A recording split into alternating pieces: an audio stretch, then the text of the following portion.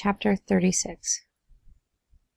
Free for the first time in 4 years, Billy Dent needed only an hour to find and kill his first victim.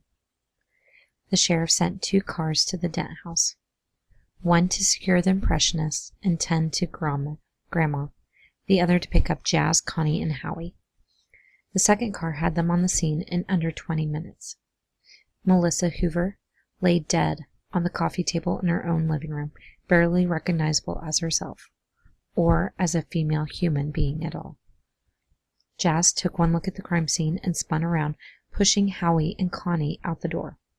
"Jazz! You can't see this," he said. "You'll have nightmares for the rest of your lives." Billy's appetites had gone unsated about his arrest and during his years in prison. Melissa Hoover had been the banquet he'd ravaged on first sight. There were seasoned cops at the crime scene, federal agents and locals handpicked by G. William for this kind of work, and every last one of them looked more than ill. They looked haunted. Jazz imagined they were watching him with something like contempt, as he mingled among them, asking themselves how long they could possibly endure near a creature like Jazz in the midst of Billy's handiwork. At least he hoped he was imagining it. Deputy Erickson was in the room, standing off to one side as usual. But for the first time Jazz really saw the man. What he'd thought was belligerence and meanness was actually deep pain at the senseless murders he'd been forced to see one after the other. He'd just transferred to what was supposed to be a quiet little town, only to find a bloodbath. Jazz felt like he owed Erickson an apology for everything he'd thought, every accusation he'd harbored. Maybe later. Right now, there were more important things to do. Melissa had been a royal pain in the ass, but she didn't deserve what Billy had done to her. And that, Jazz knew, was precisely Billy's point. Her body was devastated. Her surroundings had become a cathedral of pain and degradation. Jazz knew she had begged and pleaded for her life. Billy hadn't cared. "Still getting all those stories straight," G. William said, as Jazz picked his way through the crime scene, careful not to disturb anything or bother the cops. Billy cut his own neck open to get into the infirmary. Knew just how to make it look bad, but it wasn't, of course. Looks like some protesters were involved as a diversion. 3 people killed in a firefight while Billy escaped. We think with someone else. Not really sure yet.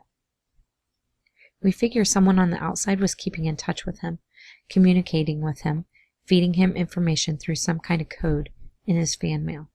What we can't figure out is how he communicated back. He never wrote to anyone, never made phone calls. Jazz thought of the favor he'd done for Billy, moving the bird bath. A signal? A few hours after he did it, Billy was free. It couldn't be a coincidence. Billy must have had his escape plan set up long in advance, and then Jazz pulled the trigger. When did it happen? Jazz asked. He escaped at around 2 this morning. Jazz checked his watch. It was past 5. He'd been drugged and with the Impressionists for hours. Then it wasn't the Impressionists. He was with me the whole time. You sure this guy was working with Billy? Not just inspired by him? He had the prison tats on the fingers, G. William. Jazz shivered. Billy just got them yesterday. It had to be coordinated. Some kind of communication, or... A new thought occurred to him. A new link.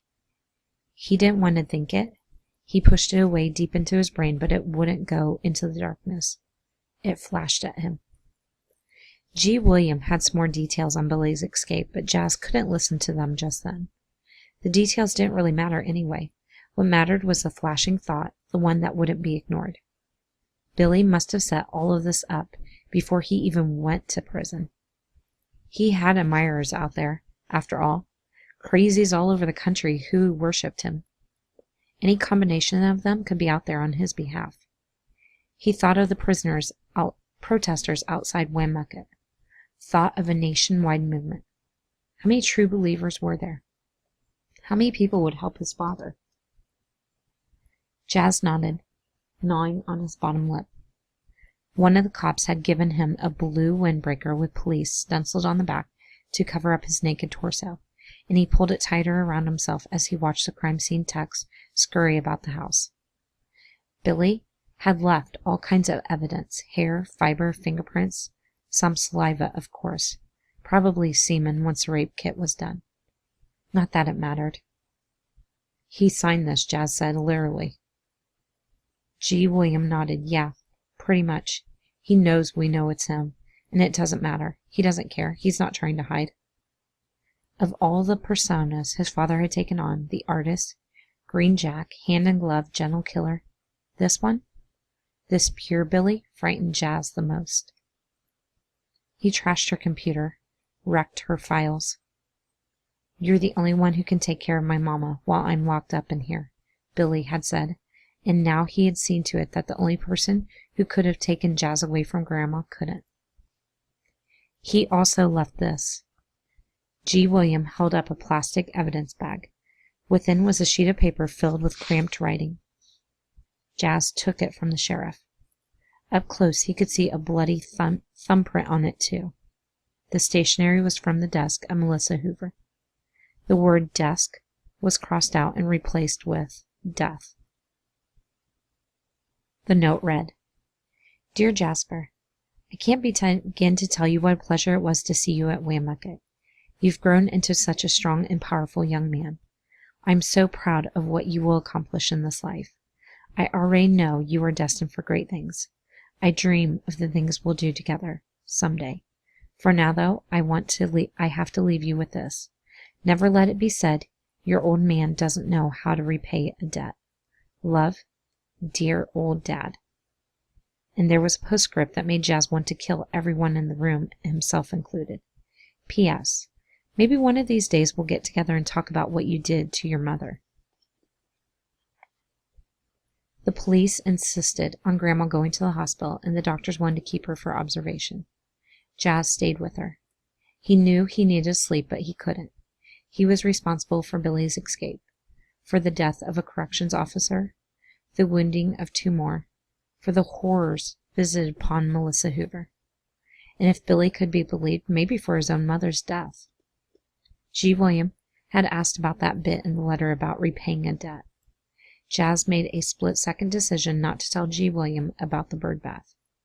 He didn't know why, he just knew that he couldn't handle a lecture from G. William at the moment. So he pled ignorance, and G. William, overwhelmed by the crime scene, accepted it. Finally, exhaustion overtook Jazz, wrestled him down.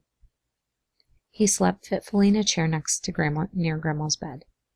He awoke to his grandmother shrieking at the top of her lungs, screaming that the young Latina nurse was trying to suck out her soul through the saline IV line. So, things were back to normal. And then Jazz woke up fully and remembered that his father was out of prison, on the loose. Nothing was normal. Nothing would ever be normal again. Everyone expected Billy to go after the people who testified against him in the jury, and the shrinks who'd examined him. Bodyguards were hired. Police escorts were paid overtime, then double overtime. Across the state and across the country, anyone who had ever had anything to do with Billy Dent went on high alert. In Lobos Nod, Sheriff G. William Tanner insisted on police protection for Connie, Howie, and their families. The Impressionists had known about Connie. Maybe Billy did too, somehow. Jazz knew it was a waste of time. Billy might come for Connie or Howie someday, but it wouldn't be any time soon. And he would most likely never go after his prosecutors, his jury, his witnesses, or even G. William, the one man who'd bested him. He wanted everyone to think he would, of course. Wanted them all to think he was predictable. Wanted them to waste time and resources protecting people he wouldn't touch. In the meantime, Billy would be out there, blending into the world, making his way back into society, looking for his next victim, prospecting. Chapter 37. By the time Jazz got to the sheriff's office later that day, it was nearly dinner time. Jazz was disoriented. He'd missed a big part of the day, but determined. He bowled his way through the remains of the Impressionist task force and into G. William's office, where he utterly demeaned himself, begging imploring G. William to allow him just 5 minutes. No more, he promised. 5 minutes, down to the second, I swear. Eventually G. William relented, but only after a thorough search of Jazz's body that included one meaty hand uncomfortably close to the family jewels. Jazz bore it stoically. He needed these 5 minutes. G. William unlocked the door and let Jazz into the holding area. There were 3 cells in the Lobos Nod Municipal Police Building, 2 of them empty. The impressionist was in the third, calmly lounging on the bunk, staring at the ceiling. He looked up as Jazz entered the building holding area and swung his feet to the floor. 5 minutes, G. William said, and don't put your hands or anything else through the bars, either of you. Then he left. Jazz stared at the impressionist. The killer stared back. Jazz became aware that he was staring not at a person, but at something pretending to be a person. It was a look he'd seen on Billy's face for years, but he'd forgotten its power and intensity once it was gone. The way one can remember that food is spicy, but cannot relive the heat of it without eating it again. Hello, Jasper, the impressionist said. Or wait, you prefer Jazz, don't you? And now you'll tell me. Only my friends call me Jazz. But we're much closer than friends, you and I. I've broken all the rules for you. I cut my own strings, became my own puppet. What in the world was he talking about? You're a blank, Jazz told him, a nothing. Clay to be imprinted, and Billy imprinted you. You're like every other sociopath living. There's nothing inside. Nothing except perhaps information. The impressionist chuckled an empty chuckle. You'd like to think that. I defied for you. All to make you better. I could have gone on killing. I could have been as successful as your father, but I deviated from my path because I saw promise in you. I still do. He leaned closer. I'll tell you nothing. Nothing but this. Embrace your destiny. I did, and I have no regrets, even though I ended up here. Enough of the faux psychological crap. You had a letter, Jazz said, in your pocket. The police found it when they searched you. He held out a photocopy of the note which listed each victim's profile. It also said at the very end, under no circumstances are you to go near the Dent boy. Leave him alone. You are not to engage him. Jasper Dent is off limits. The impressionist shrugged. It's not in your handwriting, and it's not in Billy's. Someone else is out there. I know my father has sick groupies. Tell me who was working with you. Who helped him escape? How many of you are there? How many of you sick bastards are out there doing his work? Nothing. Jazz heard his father's voice, as he always did. You won't even know you've crossed the line until it's way back in your rearview mirror. Maybe so. Do you have a way to contact my father? Jazz asked. No, wait, never mind, don't answer. You'd only lie. Still nothing. A true believer. A true freak. The impressionist would die before he would betray Billy Dent. Listen to me, Jazz said, leaning against the bars, his heart skipping a thrilled beat when the impressionist pulled back in sudden fear. Listen closely. If you can contact my father, I want you to send him a message for me. I want you to tell him that I'm onto him, that I'm hunting him. Tell him that I'm using every trick he ever taught me, that I won't rest until I've run him to the ground. And tell him this too. He once said that I was already a killer. I just hadn't killed anyone yet. Well, tell him that once I catch him, I will. Chapter 38. 1 week later. When do I get mine? Howie whined. Later, Jazz told him, settling in. Okay, you can start. You sure about this, man? The tattoo artist asked. Yeah. But no one's going to be able to read it unless they hold a mirror up to you. It's not for anyone else, Jazz said. It's for me, to remind me. The tattoo artist shot a look at Howie and Connie as if he needed approval from them. Howie folded his arms over his chest and looked away. Connie just sighed and gave a resigned nod. The artist bent to his work. Jazz hissed